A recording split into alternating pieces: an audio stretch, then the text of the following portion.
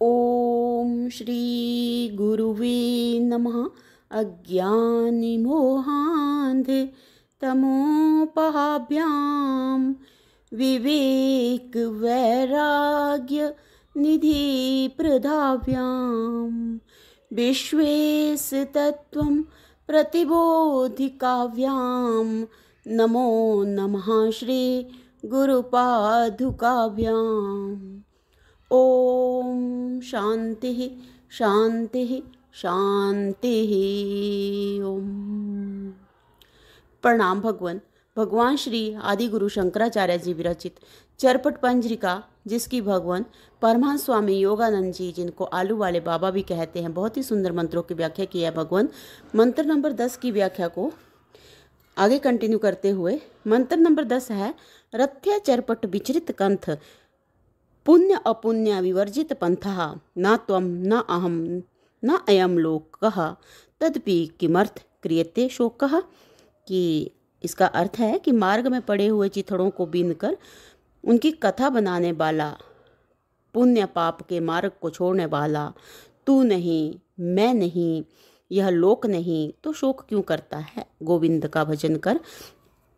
तो यहाँ पर जो है वो चार साधु जो एक वन में इकट्ठे हुए हैं, तो वो आपस में अपने अपने बारे में अपने अपने अनुभव बता रहे हैं।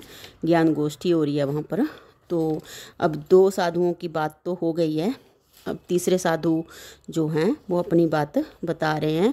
तो यहाँ पे पहला जो साधु, जो चित्थड़ गुदड़ी जिनको बोलते थे, गुदड़ी वाला साधु, वो उन्होंने बताया और उन्होंने जो है तत्वमसि का जो है वो दिया, उपदेश दिया। और यहाँ पे जो ये नागा बाबा, इन्होंने बोला अहम ब्रह्मास्मि।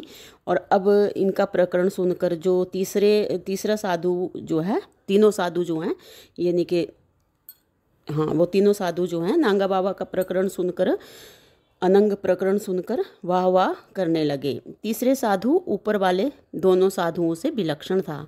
जो तीसरा साधु था वो ऊपर वाले दोनों साधुओं से विलक्षण था। आश्रम के चिन्ह धारण किए हुए था, सिर पर जटाएं थी, बगल में झोली, कमर में कोपिन था, हाथ में लंबा चिमटा था, अंग पर भभूति लग रही थी। कहने लगा, मित्रों, मैं तुमको आश्रम के चिन्हों से अंकित शरीर वाला दिखता हूँ। यह आश्रम शरीर का ही है, मेरा नहीं। जब तक शरीर है तब तक आश्रम का व्यवहार करते रहने में मेरी हानि ही क्या है। हे संतो, जो तुम हो सो ही मैं हूँ और मैं हूँ सो ही तुम हो। दूसरे प्रकार से कहा जाए तो मैं नहीं, तू नहीं और यह लोक भी नहीं है। यह सब विवर्त देखने मात्र है। वस्तु में कोई विकार नहीं, वस्तु में परिणाम नहीं। सब स्थानों पर आनंद ही आनंद बढ़ता है, आनंद में आनंद कम होता है। सब आनंद का ही तमाशा है, आनंद ही आनंद है, इनके आनंद ही आनंद है। मैंने जो भभूति लगा रखी है, इसी से लोग मुझे भभूतिया बाबा कहते हैं। भभूति का भाव सुनिए। मैंने अपनी दृष्टि से सब संसार को भस्म कर डाला है। जगत के भाव अभाव को मिटाकर, सबको एक करके, सबको खाक करके, वह खाक ही मैंने धारण कर रखी है। खाक सबका अंतिम स्वरूप है। खाक ओढ़ना, खाक बिछौना, खाक ही में मिल जाना है। खाक ही दूसरे की अपेक्षा से सत्य है। ऐसे सब खाक ही हैं, तत्व ही सत्य है। इस प्रकार दिखलाने वाली मेरी भभूति ही, इस प्रकार दिखाने वाली मेरी भभूति है। भभूति नहीं, विभूति है। मेरे इस विभूति के भाव से मुझे जगत में कोई कष्ट नहीं है। मेरे पास वैराग्य और अभ्यास रूप चिमटा है। मेरी लंबी जटाएं ब्रह्मरंध्र से बाहर व्यक्तित्व से रहित परब्रह्म का निश्चय कराती हैं।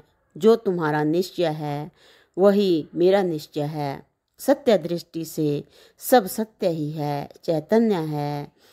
सत्य दृष्टि से सब सत्य ही है, चैतन्य है, आनंद है, परम आनंद है, प्रज्ञानानंद है, प्रज्ञानानंद है, प्रज्ञानंद ब्रह्म। अ उ म की अकार उकार मकार, प्रज्ञानंद ब्रह्म। अब भूतिया बाबा की कथा सुनकर सब साधु परमानंद को प्राप्त हुए।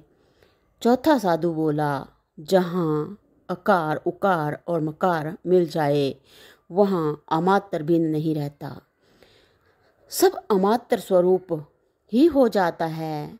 मैंने कुछ बदला बदली नहीं की है, जैसा हूँ वैसा ही हूँ। ना मैं रागी हूँ ना मैं बैरागी, ना मैं बैरागी हूँ। जो हूँ सो ही हूँ, जो तुम्हारा निश्चय है वही मेरा निश्चय है। मेरा कुछ बिगड़ा नहीं तो सुधरेगा क्या? जब मैं ही हूँ तब किसे जानूँ और क्या जानूँ? जब मैं ही हूँ तब किसे जानूँ और क्या जानूँ? स्वरूप स्थिति में पर्वत के समान अडिग हूँ। मुझे शोक किसका है? मुझे शोक किसका हो? किस कारण शोक किया जाए? शोक चिंता भय दुख आदि को मेरे स्थान में अवकाश ही नहीं है।